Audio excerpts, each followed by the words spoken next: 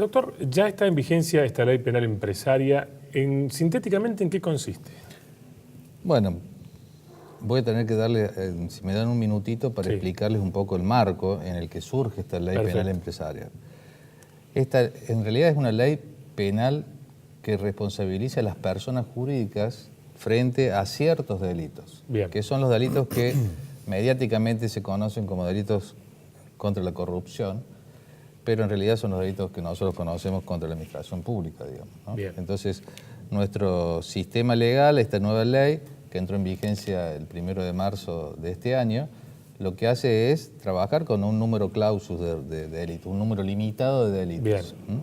Dentro del marco de esta ley, que prevé ciertas sanciones para las personas jurídicas, establece un régimen de beneficio para aquellas personas jurídicas que implementen un régimen o un plan de integridad, o conocido también como de compliance en nuestra doctrina.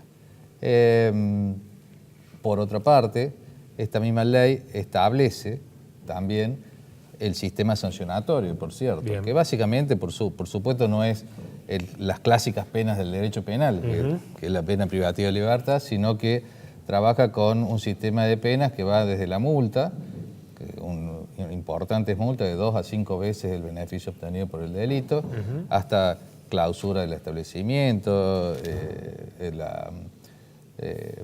la prohibición de contratar a futuro con el Estado, algún tipo de inhabilitaciones y demás.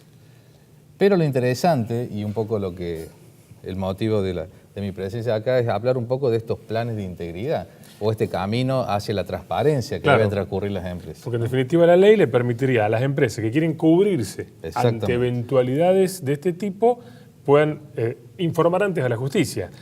Sí, la ley prevé un beneficio. ¿En qué consiste este beneficio?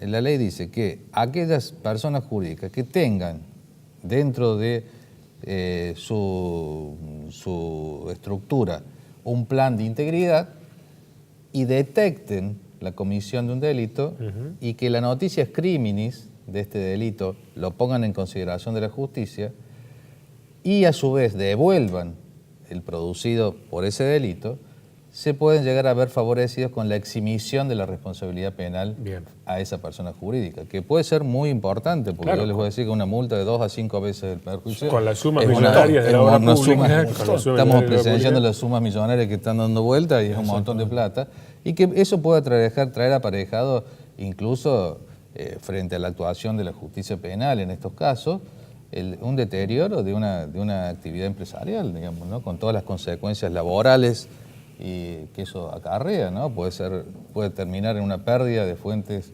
de trabajo, ¿no? En la práctica, ¿qué implica que una empresa conforme un departamento, contrate? Claro, la empresa debe generar, en primer lugar, un código de ética. Después de generar sistemas para que la misma, en su interior, en su estructura interior de la empresa, tenga o genere mecanismos de autodenuncia. O sea, que cualquiera en los mandos inferiores de la empresa pueda, por supuesto, cuidando que no haya ninguna represalia para esa persona que lo haga, generar la denuncia. Para eso se instala un sector específico con un oficial de cumplimiento de este sistema y también métodos un poco de control, de autocontrol de que este sistema funcione y que no sea simplemente una pantalla o un costo más en la empresa. Hay un caso testigo que ejemplifica esta situación, que es el de Odebrecht. Yo les decía hace un rato que a una gente que conversamos, que Odebrecht pasó de tener una oficina dedicada a la generación de coimas, a pasar a tener 30 oficinas de compliance o de sistemas de integridad, como el que estamos conversando. Una empresa ahora, sospechada como la más importante a la hora del reparto de coima, ahora pasa a ese esquema obligada por las circunstancias y por las multas que han tenido que abonar también, ¿no? Exactamente. Y, digamos, ¿cuáles son las jurisdicciones que han adherido a esta ley? En principio... Porque Córdoba todavía no. Claro, en principio esta ley tiene alcance nacional, o sea que en definitiva todo este sistema se basa en aquellas empresas que contratan con el Estado en ciertos contratos de obra pública y demás. Pero se entiende que las provincias van a adherir a esta ley en el sistema de contratación del Estado de la actividad privada con las provincias. Claro. Todavía no lo han hecho, pero Claro, es muy reciente, es muy reciente, y sí. suponemos que eso se va a lograr, digamos, ¿no? Y en la Bolsa de Comercio, con el empresariado, ustedes que tienen contacto directo, ¿hay interés, despierta Hay curiosidad? Hay muchísimo interés en conocer toda esta variable y además tan es así que estamos organizando unas jornadas próximamente, los primeros días de octubre, en la Bolsa de Comercio para tocar la temática de distintos puntos de vista de estos sistemas de integridad. Pero la demanda es muy grande, la inquietud que viene del empresariado es muy importante, muy fuerte, y no solamente lo que me llama la atención a mí, de aquellas empresas que contratan con el Estado, sino aquellas otras empresas que tienen una actividad privada. ¿No? Porque esto hay que mirarlo, esto no es la panacea ni la solución integral a todos los problemas de corrupción. Seríamos unos ingenuos creer que esto fuera de ese tipo. Pero sí creo que es un camino que tenemos que empezar a transitar para el camino de la transparencia, el camino de la integridad, el camino de la contratación de las personas jurídicas con otras personas jurídicas que también van a exigir esos programas de integridad dentro de las empresas que contraten con ellos.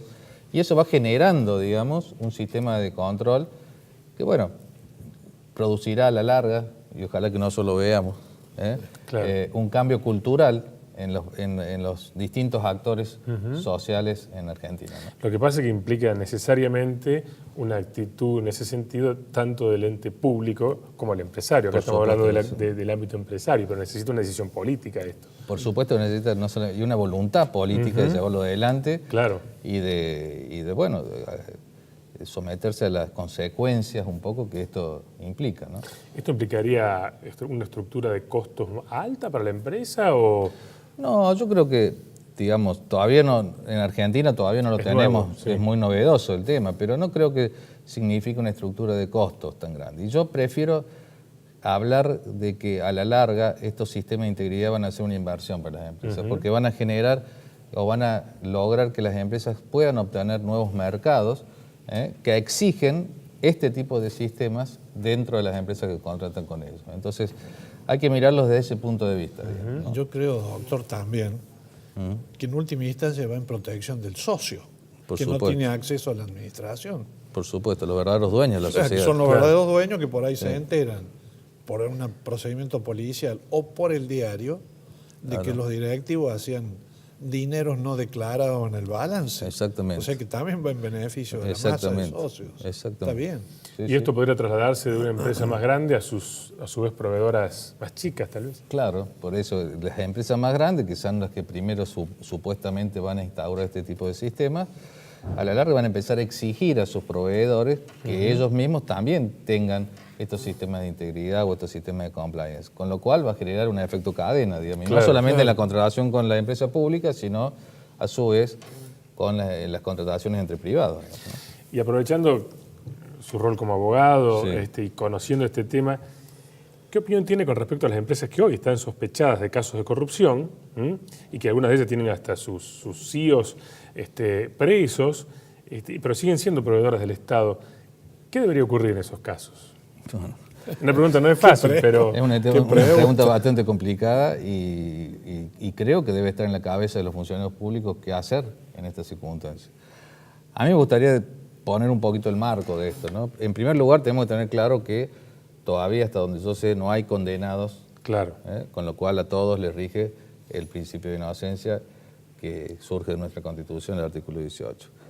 Eso es como primer punto, o sea, que cualquier medida que pueda tomar hoy el Estado, que implique, por ejemplo, una rescisión contractual y después termina siendo absuelto el empresario, acarrearía un juicio importantísimo contra el Estado. O sea, que hay que ser prudente en este claro, tipo de cosas, exacto. ¿No?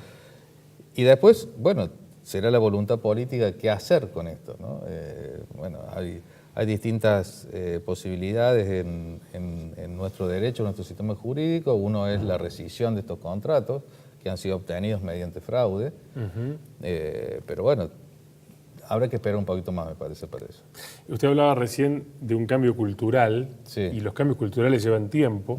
Este país es muy vertiginoso, las cosas cambian rápidamente, y ahora nos preocupamos por esto, ¿no? Porque salen a la luz casos que realmente indignan. Ahora, realmente ¿estamos ante la posibilidad de que esto se pueda llevar a la práctica? O una vez que pasó toda esta historia, bueno, volvimos a una situación como la que ya hemos vivido? Bueno, eso implicaría un análisis contrafáctico que no te lo podría afirmar, pero yo tengo expectativa y esperanza que así sea. Digamos, ¿no? O debemos transmitir también un mensaje de esperanza, porque si estamos frente a todas las noches mirando lo que nos pasa en la televisión, la corrupción por un lado, por el otro, el mensaje desesperanzador es muy grave para una sociedad. O sea que tenemos que tener también un mensaje de esperanza que podemos cambiar, que podemos generar, que las nuevas generaciones tengan ese cambio cultural tan anhelado que permita que seamos una sociedad más equilibrada, más justa, con un gran potencial como todos hemos soñado mucho tiempo. Entonces...